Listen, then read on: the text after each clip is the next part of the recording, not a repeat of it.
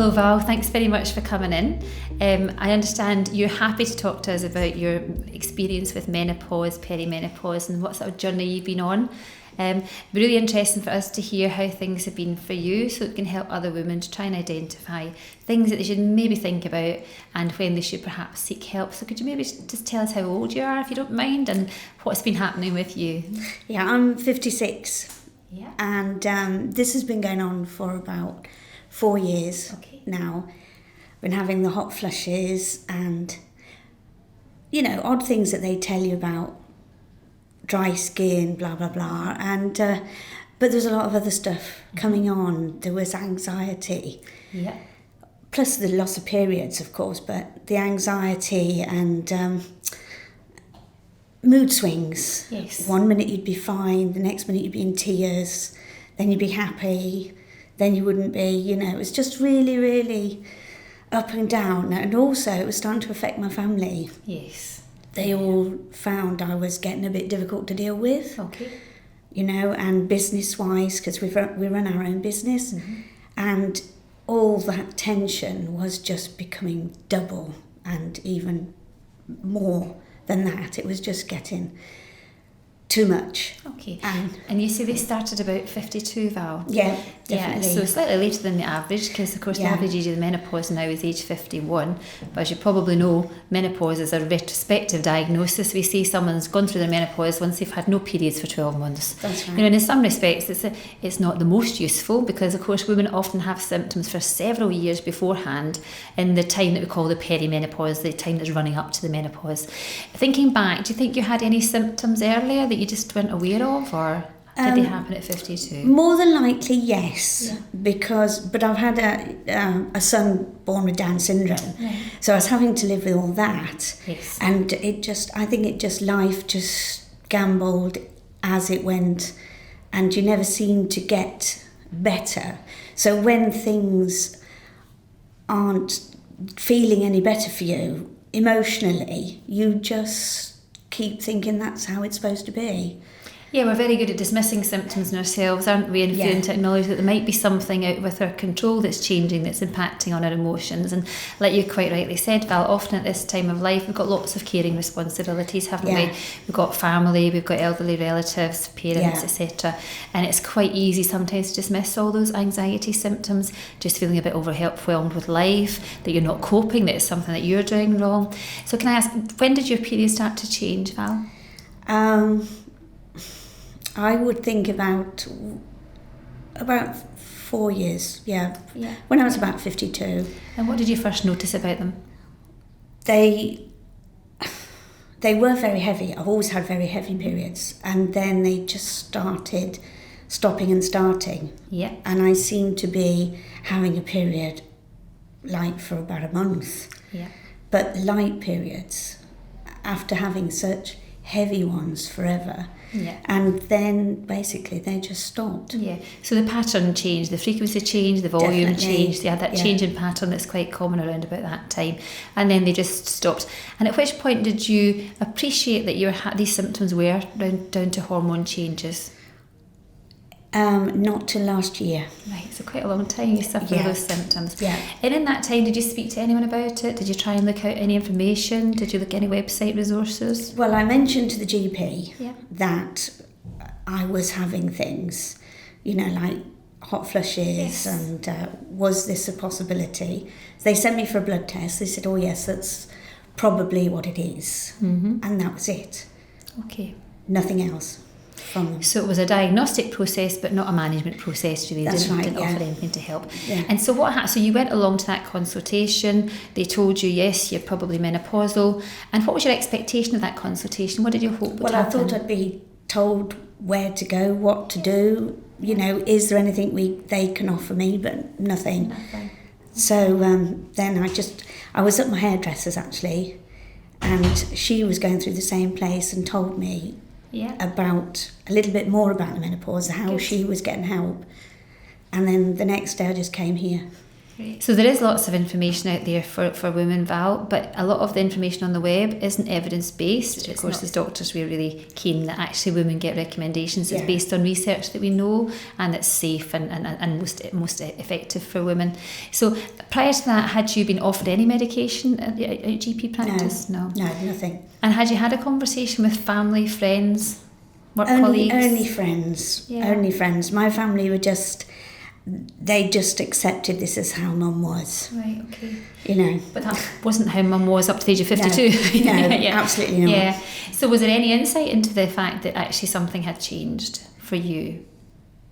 What do you mean? From the family perspective, did they think, this isn't like her? She's not normally like this. No, because I think it had been slowly building up, and it wasn't till I actually said, there's something not right here. Yep.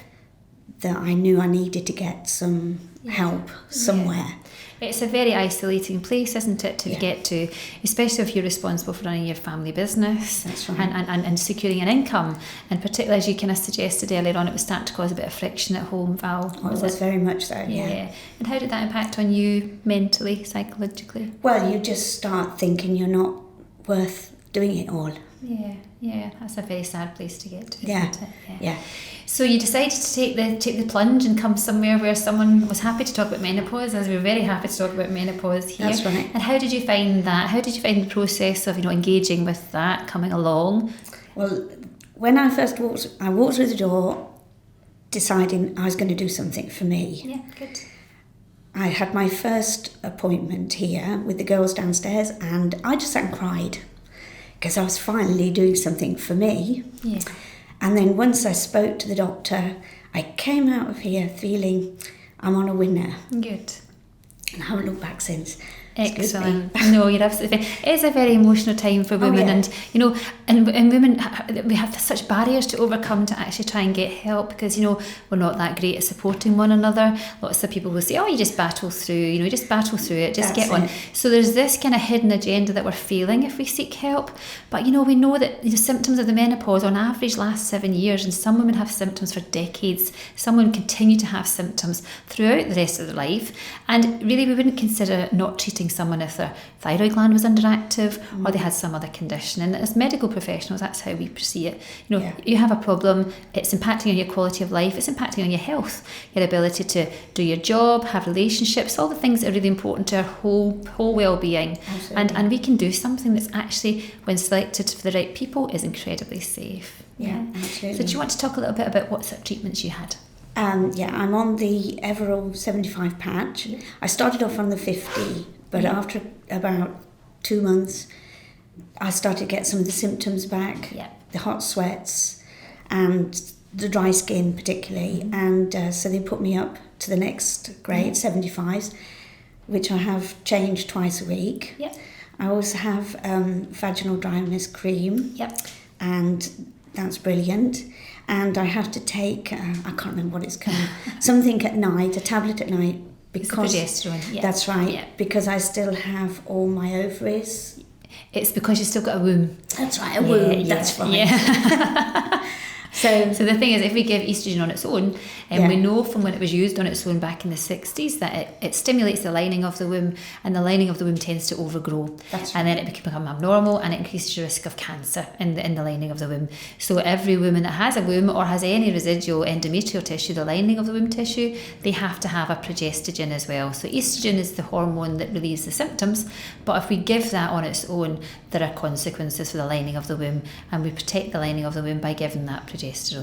And the one we tend to recommend is actually a natural progesterone. So it's derived from the root vegetable, the yam, and it's much more it's gentler on the body. It's biologically identical to what we produce naturally as women as through our reproductive life, and it's much more selective for the progesterone receptors, so you get less side effects, less bloating, less fluid retention, less swelling. So it's generally tolerated much better. Yes, absolutely fine. And it's taken at night time, Val, so does it help you sleep? Absolutely. Yes, I'm getting my sleep now. Yeah. So one of the really added side effects of the treatment is it is sedative, which is why women are asked to take it at night, and they should take it on an empty stomach. But that does help sleep, and of course, as you probably know, sleep deprivation is a real issue with the menopause, so it's really helpful for that. And did you tolerate it quite well? Did you have any side effects from I have no problems whatsoever with anything. I'm absolutely fine. I'm 100% brilliant. Back to my normal self. Because some women do have some side effects of progesterone, even with the most gentle type of progesterone. Some women are very sensitive to it. But there are different ways we can use it. So it's always worth women just having that conversation with their doctor about how they can take it in a different format, so they can reduce those side effects. And the vaginal dryness, is that resolved? Yes, absolutely. And how did you find talking about that? Because that's quite a sensitive issue, isn't it? Well, because it was with a lady doctor, it wasn't a problem. And also because I knew it was uncomfortable and I needed to do something. You know, so, and it wasn't just about the sexual side of my relationship. It was just walking about was uncomfortable. So I knew it was something I needed to do. And yes, for your own well-being. And we have women who can't even wear underwear. You know, they're so sore and dry that they can't wear underwear because it's so uncomfortable for them.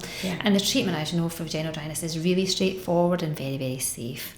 And the other thing we have to encourage women to do is to seek help, because we know now that HRT started early, within 10 years of the menopause or below the age of 60, also has added health benefits for women, protects you against osteoporosis, stops you getting heart disease, and actually reduces your chance of dying from anything. All causes. So it's got all these added benefits, as well as making you feel better. You know, you've got those long-term health benefits as well. And what's the feedback at home? Well, my husband, when I first got the stuff from here, took everything back to him, and he said, oh yeah, that's what I would say you've been like. And now, you know, he's really, well, we're all happy. Everybody's happy because I'm happy. Everybody's happy. And it's true when they say, happy wife is a happy life. It's absolutely true. I think partners do suffer with this, but I think often people, they don't know what to do. They don't know what to do to help. And I think, you know, our partners do want to help us, but they just feel powerless sometimes. So I know Louise has produced some literature for partners, and also in her menopause book, she does talk about what partners can do. And largely it's about getting some information to understand that this isn't personal to your partner. You know, it's you that's suffering as a result of the hormone lack, and because of that you're behaving in a way that's not entirely in your control, you know, but it's impacting on them and their quality of life and your ability. And did you at any point think about giving up your work, Val?